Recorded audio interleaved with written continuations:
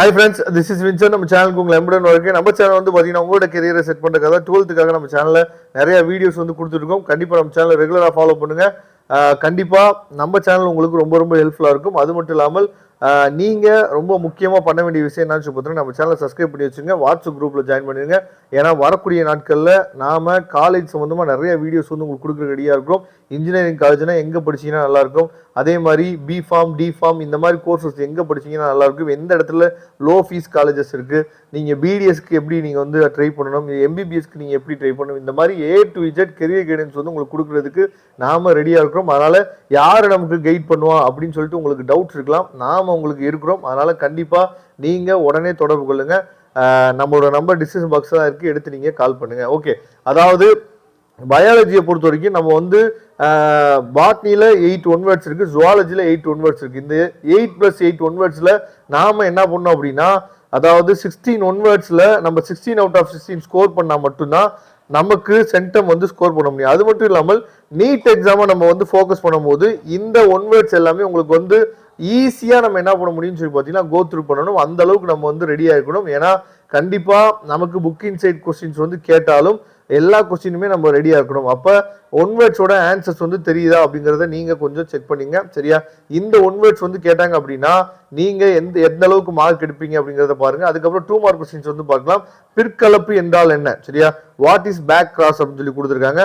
Next 10th question எடுத்தீங்க அப்படின்னா what are the material use the grow micro organism like ஸ்பெருலான்னு சொல்லி கொடுத்துருக்காங்க. இது ரொம்ப ரொம்ப முக்கியமான கொஸ்டின். அதுக்கப்புறம் very very important question, what is seed ball, சரியா?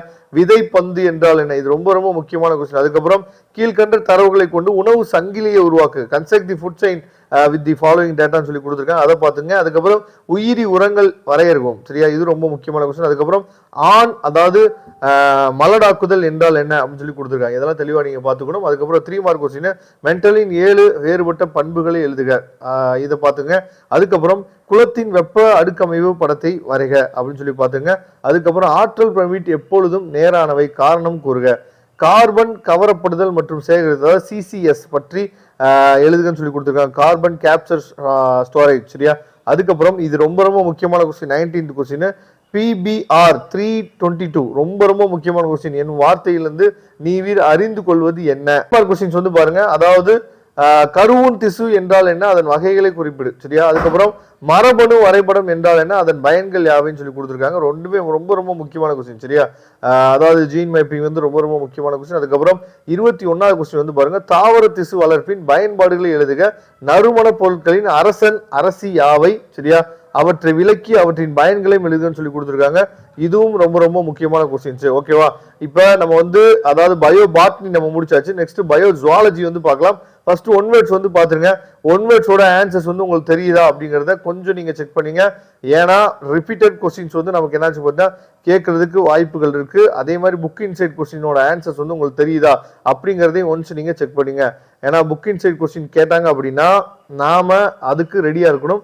ஏன்னா நம்ம ப்ரிப்பேர் பண்ணுறது நீட் எக்ஸாமுக்கும் சேர்த்து தான் நம்ம ப்ரிப்பேர் பண்ணிட்டு இருக்கோம் அப்படிங்கிறத மைண்டில் கொஞ்சம் வச்சுக்கணும். அடுத்து 2 மார்க் கொஸ்டின்ஸ் வந்து பாருங்க, பருவகால இனச்சேர்க்கையாளர்களை கால முறையற்ற இனச்சேர்க்கையாளர் வந்து எவ்வாறு வேறுபடுத்துவாய், அதையும் பார்த்துங்க. அதுக்கப்புறம் 2 சப்டிவிஷன்ல கேட்டிருக்காங்க 2 மார்க் கொஸ்டின்லேயே. ரொம்ப ஈஸி தான் இதுவும். மேயர் அதாவது ரோகிடான்ஸ்கி நோய் குறைபாடு என்றால் என்ன அப்படின்னு சொல்லி கொடுத்துருக்காங்க, இதை தெளிவாக பார்த்துங்க. அதுக்கப்புறம் 11th கொஸ்டின், மரபணு குறியீடு உலகம் முழுவதும் ஏற்றுக்கொள்ளத்தக்கது, காரணங்கள் என்ன, ஜெனட்டிக் கோடு வந்து இஸ் யூனிவர்சல் ஒய் அப்படின்னு சொல்லி கேட்டுருக்காங்க. அதுக்கப்புறம் தொன்மையான பூமியில் காணப்பட்ட வாயுக்களை பட்டியலிடுக. அதுக்கப்புறம் உயிர் எதிர்பொருள் வரையறுக்கவும் அப்படின்னு சொல்லி கொடுத்துருக்காங்க. நெக்ஸ்ட் செந்தரவு புத்தகம் என்றால் என்ன, அதாவது what is red data book, சரியா? அதை பார்த்துங்க. நெக்ஸ்ட் 3 மார்க் கொஸ்டின், குரோமோசோம் தொகுப்பு வரைபடத்தின் பயன்கள் யாவை, விலங்கு நகலாக்கத்தின் நன்மைகளையும் தீமைகளையும் குறிப்பிடுக. மண் உருவாக்கம் என்றால் என்ன, மண்ணின் பணிகள் ஏதேனும் 3 எழுதுன்னு சொல்லி கொடுத்துருக்காங்க. நெக்ஸ்ட் கொடுக்கப்பட்டுள்ள படத்தை கண்டறிந்து அதாவது AAEE என குறிப்பிடப்பட்டுள்ள பாகங்களை குறிப்பிடுன்னு சொல்லி கொடுத்துருக்காங்க. ரொம்ப ஈஸி தான். இந்த கொஸ்டின்லாம் கேட்டால் நீங்கள் ஈஸியாக எழுதுவீங்க. அதுக்கப்புறம் அதாவது ஒரு ஜென்ரலைஸ் கொஸ்டின் வந்து கண்டிப்பாக கேட்பாங்க. இப்போ 19th கொஸ்டின் வந்து பாருங்க, உயர்நிலை விலங்குக்கான மனிதனின் கருவளர்ச்சி நிலைகள், அதன் மூதாதை விலங்குகளின் முதிர் உயிரிகளை போல சில கட்டமைப்புகளை பெற்றுள்ளன. என்னென்ன கட்டமைப்புகள் அல்லது பண்புகள் மனிதனின் கரு வளர்ச்சி நிலையில் மட்டும் காணப்படுகிறது அப்படிங்கிறத நம்ம எழுத சொல்லியிருக்காங்க. அடுத்து 5 மார்க் கொஸ்டின் வந்து பாருங்க. கீழே கொடுக்கப்பட்டுள்ள வரைபடத்தின் உதவியுடன் கருத்தரித்தல் நிகழ்வுகளை விளக்கும் செயல்வழி படத்தை உருவாக்கி அதில் ஹைட்ரோலோரின்ஸ்டிரியா மற்றும் கார்டிகல் தொலைகள் செயல்பாட்டையும் குறிப்பிடுங்கன்னு சொல்லி கொடுத்துருக்காங்க. அதுக்கப்புறம் நியூக்ளியோசோம் உருவாகும் முறை விவரி அப்படின்னு சொல்லி கொடுத்துருக்காங்க. ரொம்ப ரொம்ப முக்கியமான question. Explain the formation of nucleosome. சரியா? அதுக்கப்புறம் HIV சரியா என்னும் தொற்றால் பாதிக்கப்பட்டுள்ளதாக ஒரு மனிதன் வந்து எப்படி சந்தேகிக்கப்படுகிறது. அதுக்கப்புறம் HIV அதாவது என்னென்ன டெஸ்ட் வந்து இருக்கு, என்னென்ன சோதனைகள் மூலம் நம்ம அதை கண்டுபிடிக்க முடியும். அது மட்டும் இல்லாமல் ஒரு மனிதனுக்கு எய்ட்ஸ் வராமல் இருக்க நீங்கள் கூறு அறிவுரைகள் என்னன்னு சொல்லி கொடுத்துருக்காங்க. அதுக்கப்புறம் explain the stages of waste water treatment. சரியா? இது எல்லாமே ரொம்ப ரொம்ப முக்கியமான கொஸ்டின்ஸ். ரிப்பீட்டடா வர்றதுக்கும் வாய்ப்புகள் இருக்கு. அதனால இதோட PDF லிங்க் எடுத்துங்க. PDF லிங்க் டிஸ்கிரிப்ஷன் பாக்ஸ்ல கொடுத்துருக்கோம். தேங்க்யூ. நம்ம நெக்ஸ்ட் வீடியோவில் பார்க்கலாம். அதுவரை உங்களுக்கு விடைபெறுவது உங்கள் நண்பன் வின்சென்ட். தேங்க்யூ.